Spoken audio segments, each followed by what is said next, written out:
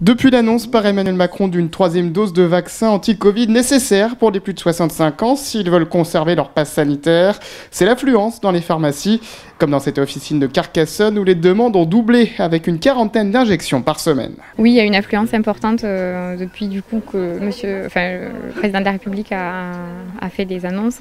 Il y en a beaucoup plus qu'au début. Là, c'est difficile à organiser. Il y a du monde qui a été vacciné en juin, donc on doit tous les mettre en décembre, puisque c'est 6 mois après la deuxième dose. Il y a aussi le switch avec le vaccin contre la grippe. Donc voilà, il faut soit attendre 14 jours entre les deux, soit on fait tout le même jour. Si les personnes veulent bien, voilà, on fait à chaque épaule. Il y a des personnes âgées puisque c'est recommandé, fortement recommandé à partir de 65 ans. Et par contre, il y a d'autres personnes qui ont fait la deuxième dose il y a un moment, donc elles veulent aussi le faire même si elles ont moins de 65 ans. Les gens ont assez peur quand même d'être moins protégés, d'avoir les anticorps affaiblis. Et effectivement, comme ces deux clients, beaucoup de seniors ont anticipé leur troisième dose cumulée avec la vaccination contre la grippe. Je vais me faire vacciner pour le troisième vaccin le mois prochain.